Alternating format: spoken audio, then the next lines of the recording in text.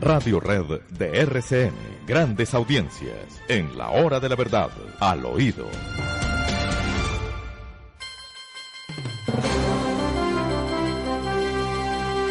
Bueno, Demar, usted tenía lista su noticia de la mañana y se nos quedó medio enredada del todo. Cuéntenos, ¿de qué nos iba a hablar? Doctor Fernando, les cuento al oído. Ayer se llevó a cabo el debate de control político a la ministra de Justicia por el tema carcelario en Colombia, tema que aquí hemos discutido ampliamente, doctor Fernando, pero revelaron cifras que les cuento al oído. Miren ustedes, los cupos en Colombia carcelarios son de 80.763 para personas que están privadas de la libertad, pero actualmente ya no tenemos 123.000 privados de la libertad en las cárceles, sino que hemos logrado reducir esa cifra a 113.038 personas privadas de la libertad, lo que significa 10.000 menos, lo que significa que igual tenemos una sobrepoblación que ronda los 30.000. Esa sobrepoblación está en estos momentos en riesgo por el tema del COVID-19 y se le preguntó a la ministra sobre las medidas que ha tomado. Ella habló obviamente del aislamiento preventivo, de lugares especiales que se han destinado, de mecanismos y de implementos biosanitarios para ayudarle a la guardia, ayudarle a los presos. Y inclusive, a ver, Demar, perdóneme una preguntica. Si no hay dónde señor, meter la gente por el hacinamiento, lo del aislamiento preventivo, ¿dónde se hace? En la misma cárcel les hacen un lugar especial para meterlos. Una cárcel, pero si no hay dónde, pero sí, si la gente está, pero si está durmiendo la gente, juntan a todos los contagiados, unos encima de otros. Entonces dígame, ¿cuál es el aislamiento preventivo? ¿Cómo es posible? A un lado los contagiados y al otro los demás. Los que no. Sí. Además, para evitar que se pasen el tapabocas y los demás implementos que puedan terminar contagiando al resto. Lo que ha sido muy difícil, porque en muchos lugares, como en el Amazonas, la guardia ha terminado seriamente afectada. Y entonces hablaron de eso. De hecho, el tema trascendió. Norberto Mujica es el director del INPEC, habló de que hoy en las cárceles hay 1.136 personas con COVID-19. Él dice que esto representa el 3,79% de los establecimientos carcelarios con problemas de contagio y resalta que gracias a las medidas de contención el 96,21% de los establecimientos está libre de COVID-19. Pero la pregunta que siempre nos hemos hecho acá, doctor Fernando, es ¿qué pasa con el sistema carcelario en Colombia? ¿Cuándo? ¿Para cuándo están los nuevos cupos? ¿Se está trabajando o no? Y yo los invito a que escuchemos en voces del general Norberto Mujica qué es lo que está haciendo este gobierno por crear más cupos carcelarios. Escuchémoslo. Los últimos cupos carcelarios, también es importante tener en cuenta, se crearon en obras que seguramente arrancaron en el 2008, 2009, 2010. No se volvió a atender la situación carcelaria en lo que respecta a la creación de cupos como tal. Hasta ahora, que bajo la directriz del gobierno y bajo la directriz de la ministra Margarita Cabello, se tiene planeado ampliar la capacidad entre 20.000 a 23.000 cupos en los próximos 3 años. Pero como ustedes lo pueden evidenciar acá, aquí es donde se observa la creación de cupos en esta línea que estoy señalando. Entonces, el paso por el Ministerio de Justicia de María Borrero, ¿se llamaba la ministra? Sí, la doctora Borrero. Sí. No sirvió para nada, o sea, a la señora no le importó el tema carcelario en Colombia, no lo volteó a mirar.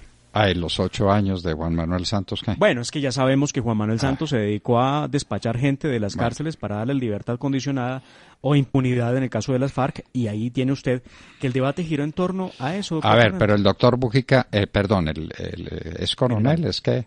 General Mujica. General, perdóneme, que no lo degrade. El general Mujica está hablando de las últimas cárceles de 2010. ¿Cuál general? ¡Ninguna! General, después de Sabas Pretel no se hizo ninguna cárcel en Colombia. Por Dios, tenga esa precisión, siquiera esa precisión. Y esas cárceles tienen nombre y tienen un sitio. Para que no hablemos paja, porque eso es pura paja, que es que en el año 2010 terminamos y después del año 2010 no se hizo nada. No, ¿cuándo se hizo? ¿Y cuáles cárceles fueron las que se pusieron en funcionamiento?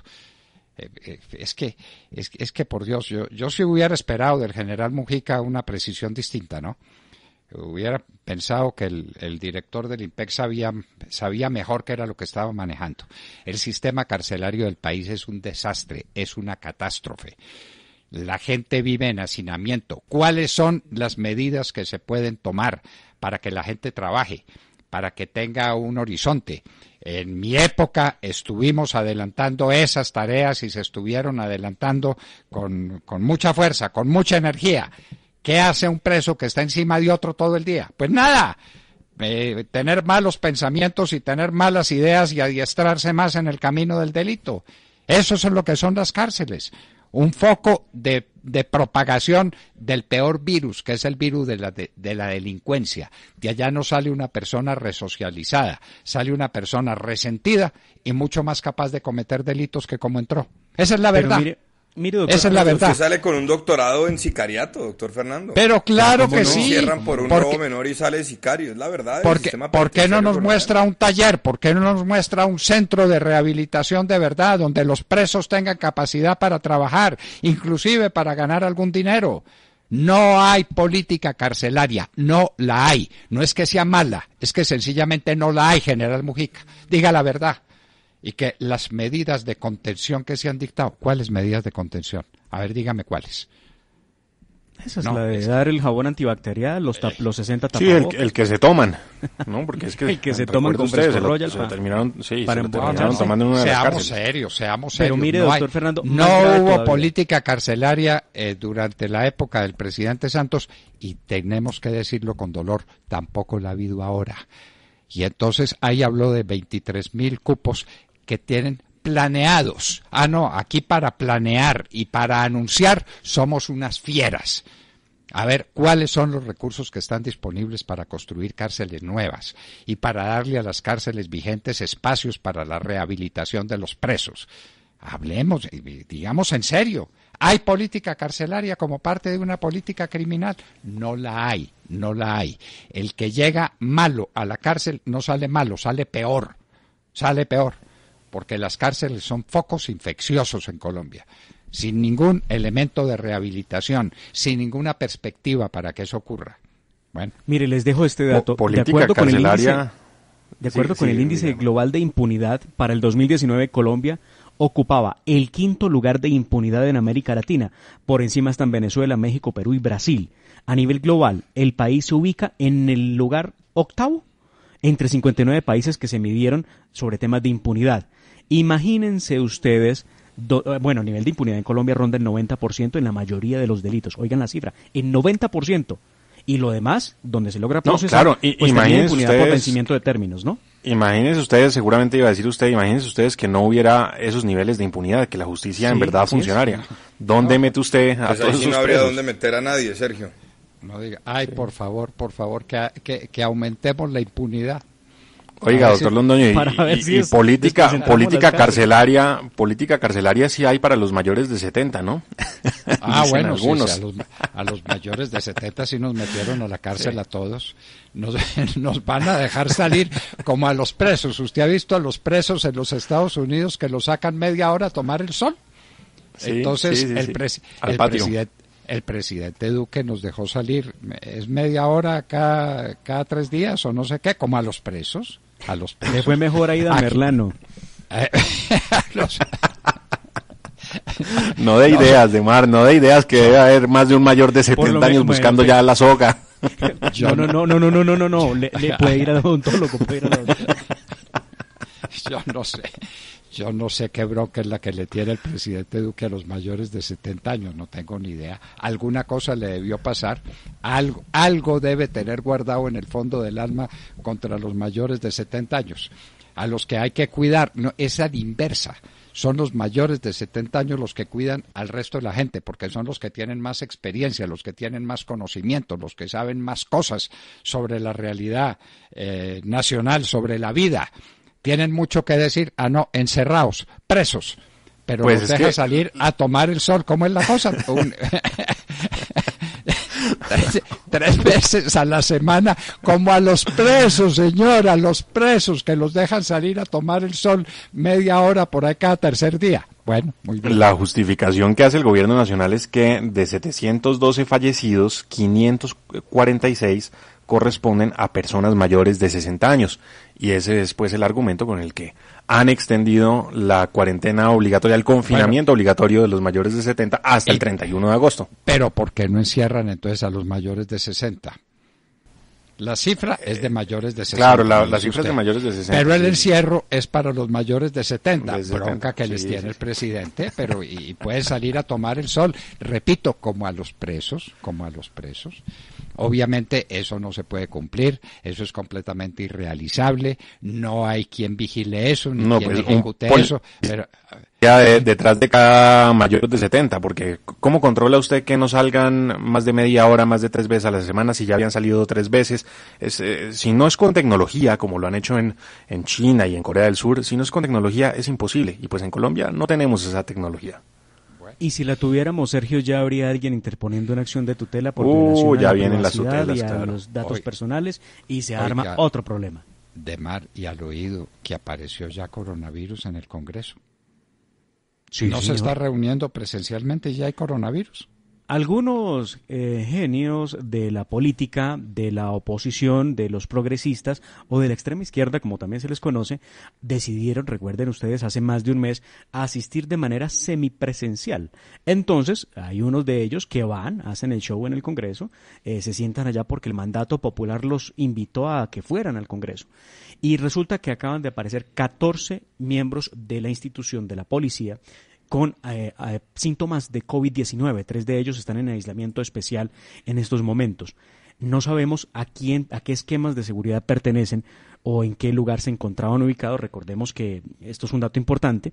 Los oficiales de policía que están asignados a los cuerpos de seguridad de los honorables parlamentarios, cuando no están con sus protegidos, tienen que prestar el servicio en el Congreso de la República. Y pues aparecieron estos 14 contagiados, y eso que no han empezado las sesiones formales presenciales. Imagínense ustedes cómo sería esto donde estuvieran las sesiones presenciales. Bueno, viene una brigada del ejército de Estados Unidos a Colombia para ayudar en la lucha contra el narcotráfico. Y lo primero que uno se pregunta es ¿cuál lucha contra el narcotráfico? En un país donde ni siquiera se están fumigando los cultivos ilícitos. Entonces, ¿cuál es la lucha contra el narcotráfico y cómo va a ser y qué es lo que van a hacer los soldados metidos en un sitio que no conocen, en un sitio que les va a ser hostil? No sabemos si manden como parte de la brigada soldados que sepan hablar español. No estaría de más, pero de pronto mandan unos que sean completamente ignorantes de la lengua. No sabemos qué van a hacer. La misión durará 4 meses en Colombia.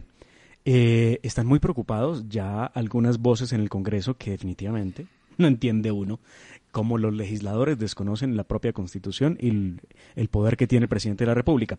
Anoche ya estaban exigiendo que el presidente pidiera permiso para el tránsito de tropas internacionales en Colombia. Háganme el favor. ¿Cómo la ven?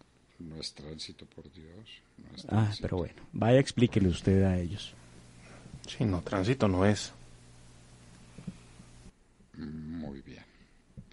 Entonces, ¿qué más hay al oído? Que yo les tengo un tema, doctor Fernando. Ustedes recuerdan que aquí, en la hora de la verdad, muchas veces preguntamos qué iba a pasar con ese decreto que en últimas lo que hacía era imponer un nuevo impuesto a los salarios altos de los empleados públicos. ¿Se acuerdan ustedes de esa discusión que vimos acá? La famosa donación que no era tal.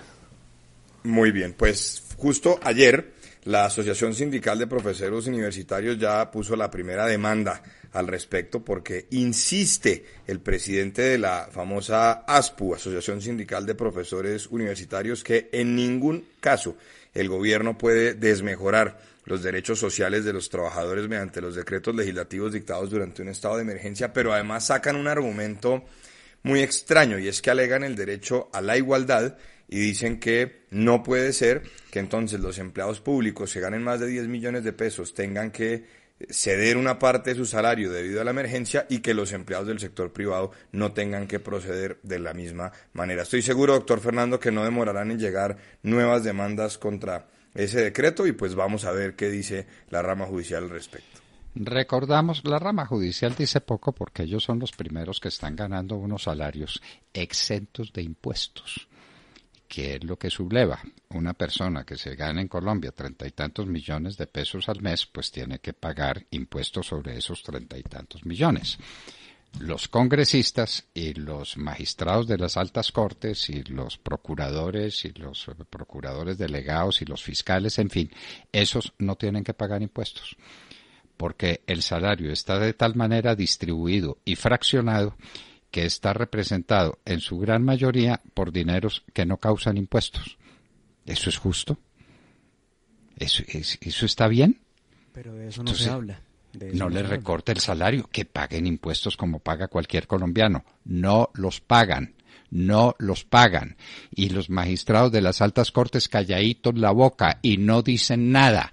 Y tragan salarios de 30 y pico millones de pesos exentos de impuestos en su mayoría. No puede ser. Recuerdo el caso, doctor, de un juez. Hay un decreto, los pongo en contexto, hay un decreto nacional, ¿recuerdan ustedes? El decreto que ordena que salarios mayores de 10 millones de pesos en altos funcionarios del Estado tengan un descuento en un porcentaje para poder llevar esos fondos a la emergencia del COVID-19, ese decreto para funcionarios públicos. Pues resulta que hay el caso de un juez de la República que interpuso una tutela porque le descontaron un porcentaje de su salario para llevar, como a todos les toca, a todo funcionario público que gana más de 10 millones de pesos, le descuentan por derecha para el tema de COVID-19.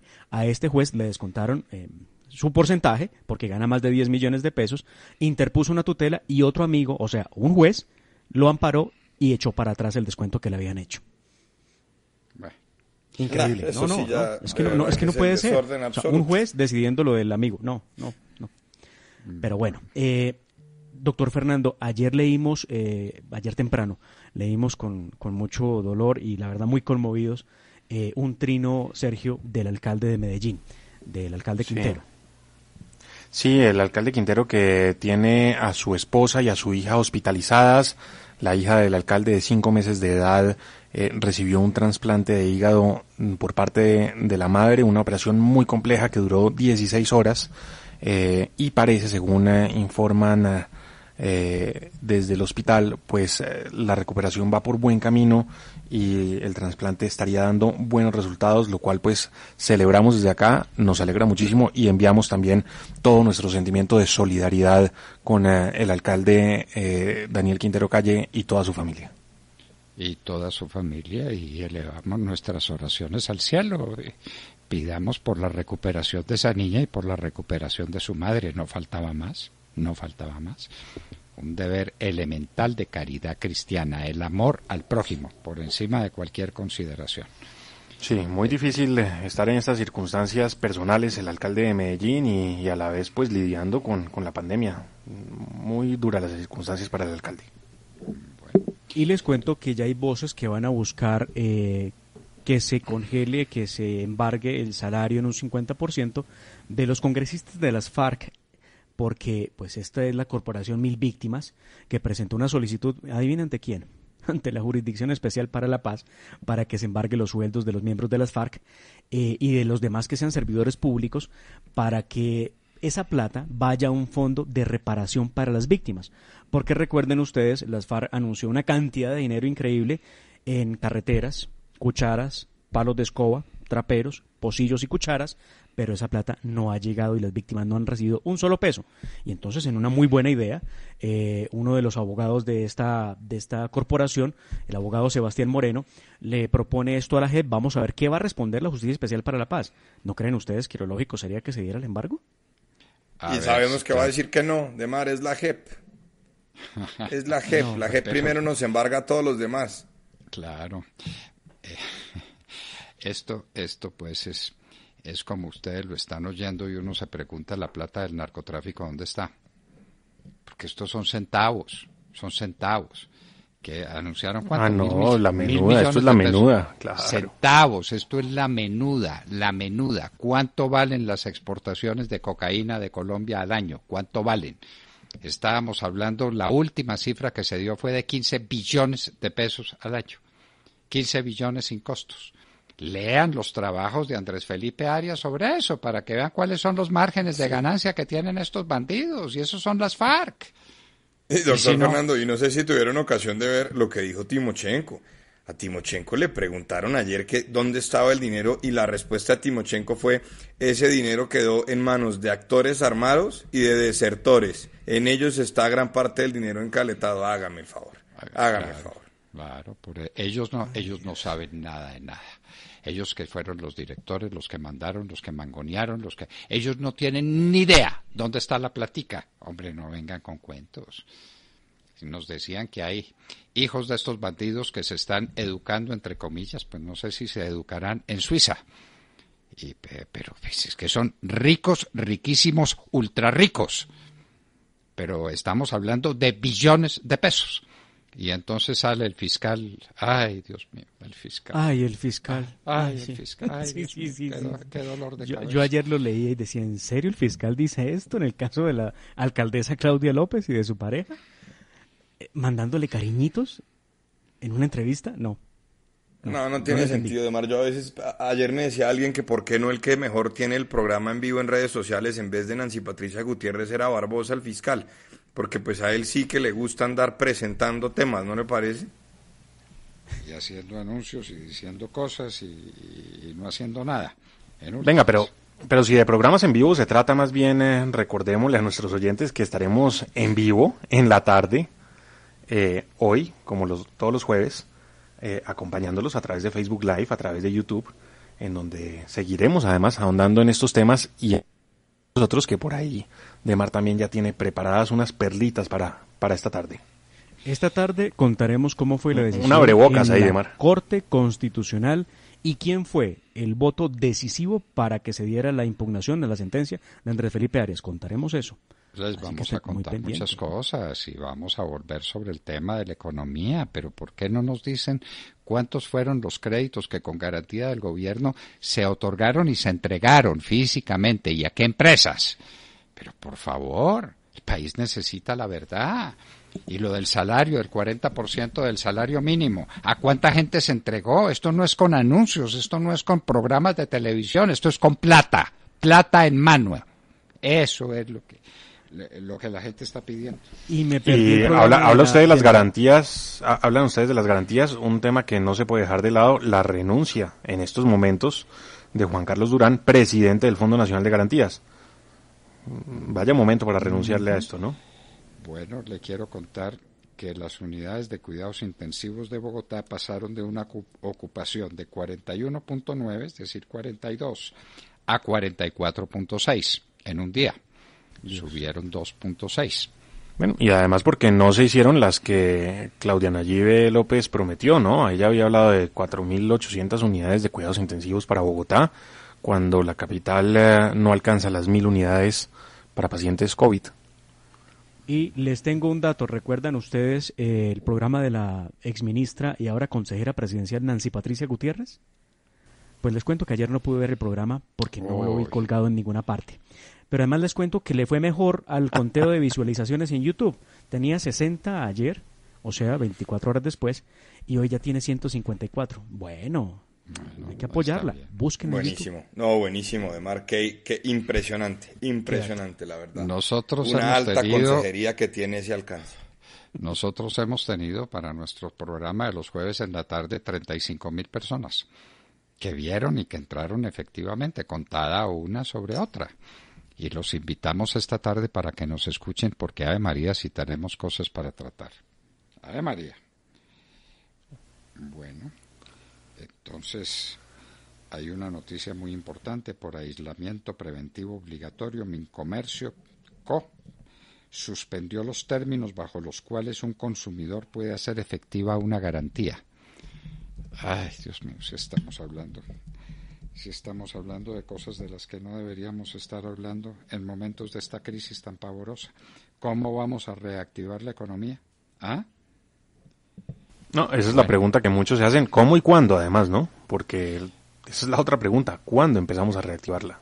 Bueno, parece que van a tumbar al fin el edificio Acuarela, ¿no? Entonces... Sí. Pues es es una orden que hay. Vamos a ver qué pasa y si en la alcaldía de Cartagena se ponen las pilas con ese tema. Bueno, ya Vamos dice a ver. Pero pues hay otras presidente- prioridades en este momento, ¿no? El presidente de la Sociedad Colombiana en Cartagena, Sociedad Colombiana de Ingenieros, que eso costaría 1.800 millones de pesos. Yo no sé cuánto cueste, pero eso debería ir por cuenta de los que levantaron. De los que lo levantaron, claro. Semejante Claro, claro. esperpento. Claro, eso, Es claro. eso es el horror, eso es un ataque al buen gusto, a la tradición colonial de Cartagena, a todo lo imaginable. ¿A quién se le ocurrió dejar levantar ese esperpento al pie del castillo de San Felipe? Oigan, Sí, dice el cueste lo que alcalde cueste, lo debería asumir quienes lo construyeron. Dice el alcalde de Cartagena, William Dow, que en estos momentos hay ocupación del 81% de las camas de unidad de cuidados intensivos en su ciudad. ¿En Grave Cartagena? dato. Sí, señor. Gravedad. Y parece que la situación de Barranquilla es dramática. En Barranquilla están calladitos la boca, pero las unidades de cuidado intensivo están casi copadas. En Barranquilla también. Y todo esto a pesar de haber estado todos en aislamiento, pero pues un aislamiento que además ya se ve reventado. Nos llegaban imágenes de Transmilenio ayer en la localidad de Suba a reventar el Transmilenio. Pues la alcaldesa dice que si supera el 35% de su capacidad se detiene la operación y demás, pero lo cierto es que llegan unas imágenes de unos buses articulados de Transmilenio a tope. Uno pudiera pensar, así Sergio, es muy que esto difícil, es así es muy difícil. el coletazo de la primera apertura. ¿Recuerdan ustedes? El de la construcción y otras. Claro. Estas cifras de hoy, medios de producción. estas cifras de hoy son el resultado de esas aperturas y ya veremos cuáles serán entonces las cifras en 15 o 20 días en la medida en que Colombia se sigue liberando del confinamiento. Vamos a ver entonces cómo aumentan los casos de manera exponencial como lo han venido haciendo en los últimos días. Esperemos que no. Esperemos que no. Hagamos votos. Esperemos que no, pero el pico dicen que llega en julio, ¿no, doctor Fernando? Esperemos No, que no, no, pero las cifras no, nos no, están no. mostrando otra cosa. En junio. Sí, pero hay que hacer votos, ¿por qué no, Sergio? Ah, no, por Es decir, supuesto, quisiéramos que no, pero... Las cifras son muy graves, son muy malas, pero hay que hacer votos porque esto no se multiplique y porque no tengamos un problema serio con las unidades de cuidados intensivos y con la disponibilidad hospitalaria. Ya de Chile llegó la noticia. ¿Ustedes vieron la noticia de Chile? Ya los médicos de los hospitales chilenos están teniendo que tomar la misma decisión que tomaron en Italia. ¿Quién vive y quién no vive? Terrible. Están teniendo que seleccionar aquí. No tengo camas, no tengo medios. A ver, este está más viejito, pues que se muera. Este como que está más joven y puede tener una vida más larga, entonces a este lo dejamos vivir. En Chile están llegando a esa situación, ¿no? Verdaderamente dramático, sí, señor. Y en el Perú la situación es dramática, y ni hablar del caso del Brasil, de la gripiña, que la gripiña se convirtió en una cosa pavorosa, y especialmente en el sector amazónico, en Manaos y en todas las zonas de influencia de Manaos, esto es pavoroso. Ojalá pues esto pare. Hay algunos muy optimistas que dicen, bueno, ya pasó, ahora reactivemos la economía. A ver cómo se va a reactivar la economía en medio de esta crisis. Hay que hacerlo y hay que empezar por el sector campesino. Nos parece a nosotros que es el sector estratégico para que tengamos que comer.